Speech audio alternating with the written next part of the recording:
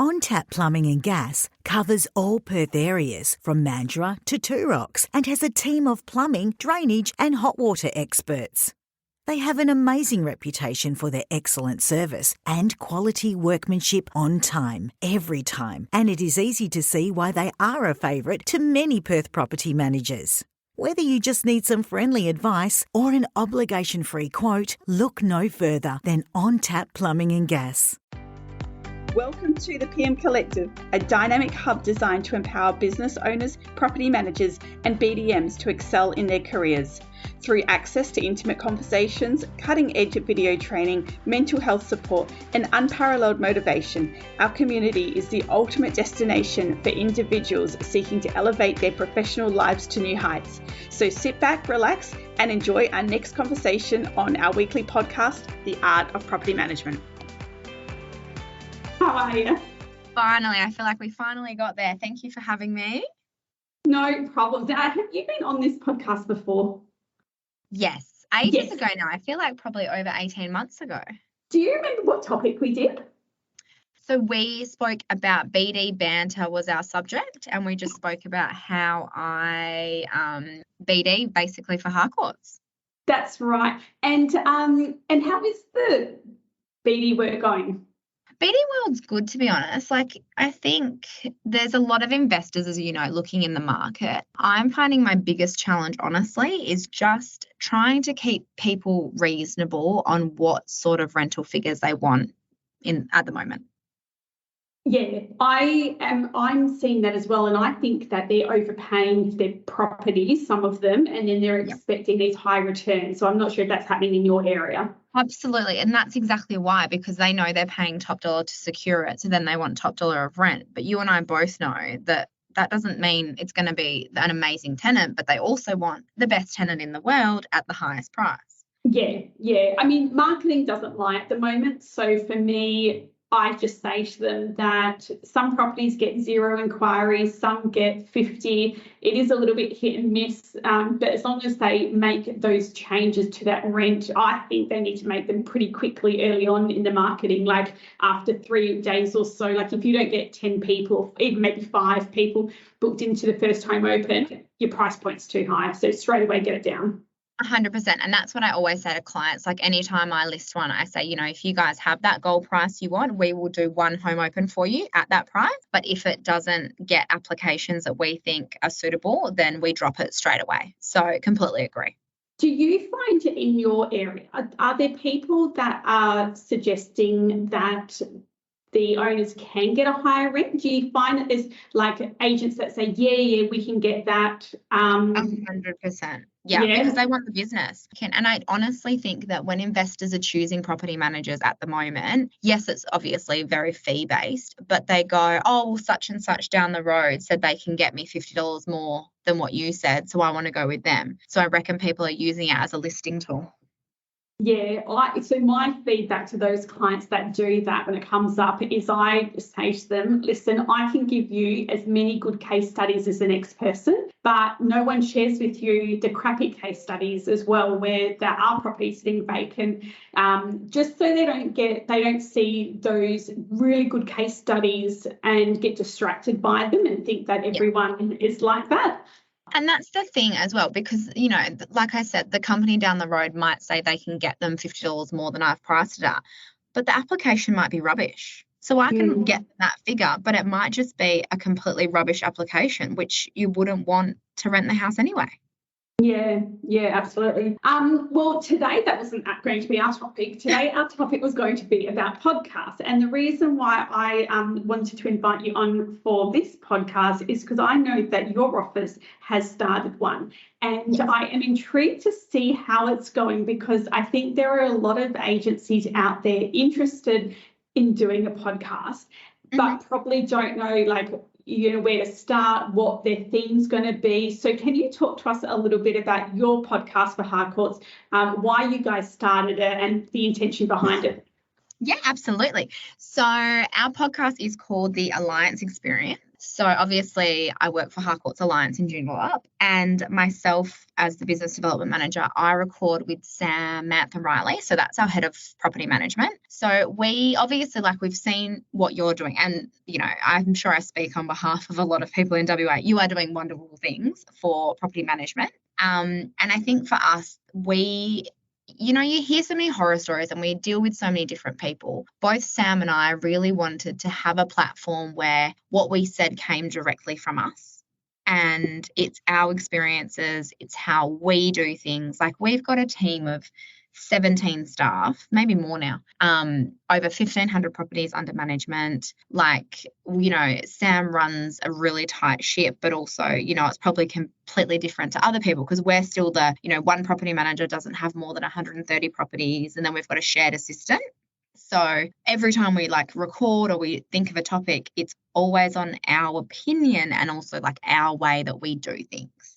So we've spent a lot of time doing so I did one with Sam on fees and why, you know, I think what fees are worth what they're worth, and what, you know, how our fees are worked out and things like that. Like, I didn't go into specifics on it, but I went and explained, you know, what the management fee does. So then if I have somebody call from over east and they go, well, WA's fees are, you know, 2 or 3 times the price of the over east fees, I can just send them a link to our podcast and they can listen to it. Which I find is just a lot easier because there's, you know, a lot of people ask a lot of the same questions, and, you know, if you're on the spot or if you're busy, you don't always explain it as well as you should have. So yeah. I think for us, it was a lot of for perspective, but it was a lot of for just trying to get it out there and making people in real estate know that they're not on their own, and we deal with just as much rubbish as, you know, the company next door. So yeah, I think that's sort of why we did it, I guess. So and it totally makes sense, because quite often the discussions and the questions that come up, they're very conversational. It's really hard to sometimes put your opinions and all of that into like a single post on social media. 100%. But it needs to be discussed. So would you say then your target audience is your like current landlords, new landlords, or tenants? I would say it's a mix of everyone. I think like we did some on final bond inspections and routine inspections, which I think, you know, as a tenant listening to that would be really helpful because it goes through what we look for, how we work it out and things like that. And at the end of the day, it's the owner who always makes the decision on your bond. We're not here in an ivory tower holding on to all their money. But then I think that's also really good for a landlord to hear, because they need to know exactly how it's done and that process. So yeah, and then I rented privately last year, a rural house out past sort of near Yanchep, and it went to the market for sale. So then I recorded with the sales rep from our office who sold it on my experience renting privately and having my house go on the market. And I've been in real estate for 16 years. So I thought like that is really good for like a private landlord or a tenants that are renting privately, because that was me going through that process for me and how it, you know, how in situations it was wrongly handled, and then obviously how it was rightly handled through us selling it at work. Yeah, fantastic. And so if I can get into the like real nitty gritty, the only reason why I do is because I want people to understand like that it is relatively simple to do, and it's not it's not too typical in terms of the podcast. No, it's not. But so I'm going to ask you some like really basic questions for people just to understand. So do you host yours on a platform? Yep. So we went to, I think, a shop you recommended and bought basically just like it's like a podcast recording machine. Literally people can Google podcast recording machine. And then we got 3 microphones, set it up in a room, and then it's linked to our laptop. And I wish I knew, I can't remember what the hosting thing is called, but link it. I'll send you the link of what we use. Yeah. And then we just do one take. Like there's no editing, there's no takes. We record for 20 minutes, done, uploaded. Yeah. And then we pay a subscription, I think, to Spotify and Apple. I think it's like maybe $7 a month. And then it can get uploaded to both of those. Yeah, so that's great. So so you can use like a roadcaster, like a podcast machine, and then you can also just do podcasts directly over Zoom as well. So there's a few options for people that, and it comes down to your personal preference in terms of the quality and things like that you're wanting and the sound. In terms of the platforms, like I use Buzzsprout, and I'm just trying to think of what the other one is because Lisbon is a. Yeah, I think that's what we use. They're the two popular ones, Lisbon and Buzzsprout. Yes, and I think it's Lisbon. Yep. Yeah. So, and both of them are really good and they're very low cost. So I guess I just want to stress to people that they're not, it's not a costly exercise. Oh, no. Cool. Yeah, and that links to all your Spotify and all your stuff. So the biggest thing that I find, which is, and I don't know if you've come across this as the biggest pain point with doing podcasts, is thinking of ideas and actually actioning it every single, like whatever you're doing, whether, are you doing it weekly, fortnightly or monthly? So we were doing it weekly, but gosh, what do you talk about every week? I know. I mean, I could talk about the real estate market every week, like what's happened the week before, but I'm sure people wouldn't want to listen to that. So my biggest issue with Sam, we've done, routines, finals. What do you talk about? Yeah, well, let's take a couple of minutes to brainstorm because it's really difficult. Like my one thing that I would say to anyone thinking of starting their own podcast, like in their business, is to have about 3 months worth of ideas and content ideas ready so that you know exactly what you're recording, because I think that's what people do wrong. I see so many people do podcasts and they just have 3 ideas and then before you know it, another week's gone past and you start missing and becoming inconsistent. So one thing, I mean, I'm just brainstorming off the top of my head now for you, but also others might have some ideas, but I guess you could always interview any landlords or interview any tenants. And we have thought about that. Like I know, like we had Shannon on from Property Assist, and like I found that really, really good because she spoke about obviously what they do and the outsourcing. And I think that gives people a lot of value because that's, introducing her to people that may not use her or don't know exactly what they do. So I want to get a few more people, even like an electrician, a plumber, so they can talk about how simple them going to a property is, or even just their process on ringing the tenant, booking the job. And then, I love a market update, what's happening in my area. I could talk about that all day, every day. But yeah, it's just tricky. Do you know one that I reckon would be good is, and this actually might be interesting, like people in property management might find it interesting, but overhanging trees on fence lines. Like I've got one at the moment where the owner doesn't want to pay to have their tree trimmed back, but the neighbour's got the overhanging branches. So because we haven't been able to resolve it, I think the local council says they can cut back their side, they can throw the branches over, and that's what they need to do. But a discussion, like something like that, I think would be quite interesting, like what to do if you've got overhanging tree branches, because your podcasts are only going for 20 minutes. So you could talk about, like for me, for example, first step is to try and mutually come to an arrangement, get some quotes, see if your owner is willing to come to the party and cut back those trees. And if they don't come to the party, then second option is to double check the local council rules and follow them, and then basically let the neighbour know what the local council guideline is. And just like something as simple as that, it's not actually always simple, but something as simple as that would be a good one to have on a podcast. Dividing fences, and then dividing fences, the ongoing arguments after the winter we've had.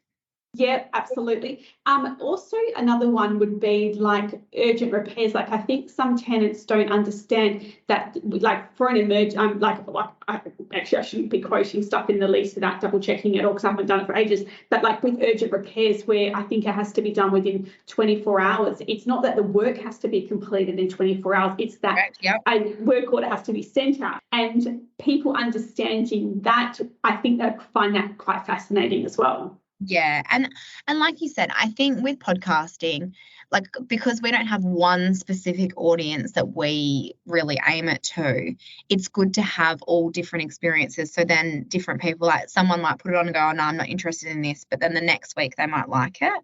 But just getting any sort of feedback out there, I think is always good within our industry because, every other person reckons they're a professional on what's happening in the market. So it's actually nice hearing it from professionals. Yeah, and I think so. And even just in like a last thought is even breaking down the lease agreement or a managing authority and just doing like an episode on a certain one of the conditions, one of the clauses. And that's a good idea. That actually, just to get some ideas, that would probably be quite a good one. Like, what does this actually mean when it says that you're responsible for gardens? Define gardens. Yep. Yeah, so that would be, good idea for you, but a good idea for anyone listening, thinking that they want to start doing a podcast. And I guess you have captured your audience with being owners, tenants, and also new landlords. You've captured quite a big range, which I think is great. But the last thing I was just going to have a chat to you, but it sounds like you're doing it pretty well, is like, how are you then marketing? So for example, you're for those listening, you decide you want to do a podcast, you create it, you know who your audience is. Next step is, what are you going to do with your content? So you've briefly mentioned how you find it easy just to forward on the links to clients that are asking questions and things like that, which I think is absolutely amazing. And definitely a great option. Have you had any other ideas for marketing or any plans for how you're marketing your podcast? So we put it, all the girls have it in their email signature, like a link to the podcast that just goes in like the banner on the bottom of their signature. And then the sales reps have the option, like we made just little brochures if they want to take it and put it out at a home open. Obviously, they meet a lot of people. But I think just realistically, social media, I thought about doing some letterbox drops with it on there, but without a link, it's not easy. They could scan a QR code and do that, but hopefully people just talk about it and share it, really. Yeah. So you're doing it weekly. Mm-hmm. You are putting it onto your content. Are you using it as a BDM point of difference at appraisals? Like, have you pulled that out? No, I haven't used it in that aspect. I know what you mean and what you're saying, but I don't love the sound of my voice that much, so I don't feel like. Look, I love podcasting, but then I still get a little bit nervous and embarrassed sometimes. Do you? And I don't know, because I might not be as smart as I think I am. Oh, that's just a bit of an imposter, imposter syndrome thinking that. But gosh, I wouldn't. No, I don't think you need to worry about that. I think that whenever I'm beating or winning a listing, I try and just focus on them and working for them. So I try not to make it about me. And I feel like if I brought in the podcast, it would be about me a little bit, maybe. I don't know. I've just never used it as a point of difference. Yeah, okay. I would absolutely use it as a point of difference. I think, if you were to word it that you also have an education platform for your clients and your tenants through, I always say Alliance, so Alliance. Alliance. Through the Alliance platform. So I would use it from that point of view, because I sort of sometimes use my YouTube for that same reason, and I put there for further education regarding this, head over to my YouTube account. Yeah. So what you would be doing is, saying, listen, we do further ongoing education because we really do value that with our clients, both with tenants and owners. And so we have a podcast that allows people to further educate themselves on being a landlord or being a really great tenant. That's not being me. That's definitely a value add, and I think you should use that. Okay, I'll take that note from this. I love that. Thanks, Ash. And I think that that's the reason why people should do a podcast in their business, or take advantage of that and the effort that you're going to doing it. So it's a low cost exercise. It is, does take, half an hour a week, maybe an hour a week by the time you get your shit together to actually do it. But I think that it's really worthwhile. And I think that because we're in such a competitive industry, something as simple as that point of difference when a client has got 3 or 4 people through and they all look the same on, roughly the same on fees, but one person's got a further education system through a podcast, I think that's a no-brainer that you would go with that person. So I would be, I'd be using it definitely to my advantage. No, that's awesome. No, and good. And look, honestly, I love doing it. So hopefully people like listening to it. And my other tip before we finish is that make sure, if you can, try and batch your episodes. Maybe you need to be having like a half day recording so that you've got 4 weeks of content done. Yeah, we did that a couple of weeks ago. I think we did about 3 or 4 in a day. Right. And it was so much easier because you're just already on a roll. Yeah. Like, you smash them out and they're not long. Like you said, I think nothing more than 25 minutes ever is just the perfect podcast. Yeah.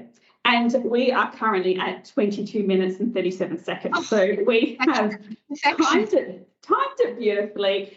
It's so lovely to chat with you. We must catch up soon. I haven't seen you for ages. And I always enjoy our catch-ups. Are you going to be at the REWA Awards night? No, I went to Bali for the weekend. So my brain is just mush. So I haven't planned anything beyond like today. I thought that you must have only gone over really briefly, or I was thinking it was an old photo on your social media. No, I flew out Saturday morning and I landed this morning at 4 a.m. How long were you there for? 2 nights, 2.5 nights. And is it worth going for 2 nights? I always dream about going for 2 nights. Is it worth it, or don't bother? Go fully? No, I think so. We didn't take the kids, so we went with our best friends, and I think 100% worth it. Like, we gate crashed their honeymoon because, Yep. So I think I would have, if anything, I would have flown out Friday morning and then flown home last night instead of Saturday morning. But definitely do it. Highly recommend it. Worth it. There you go. Excellent. It's good to know because, I've always thought, like, on my weekends where I don't have the kids, God, can I be bothered going to the airport or not? And, yes, because it's so close. Do it. Yeah. Okay. Excellent. Wonderful. Well, it was lovely chat to you. So for those that do want to go out and check out this podcast, I think you're really going to love the style of it, how Harcourts have done it, and hopefully it gives you some more ideas. So I keep on saying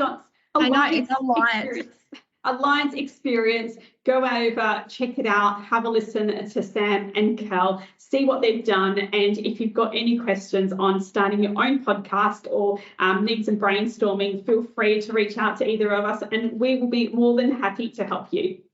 Easy. Thanks for having me, Ash. Thanks, Cal. No worries. Bye.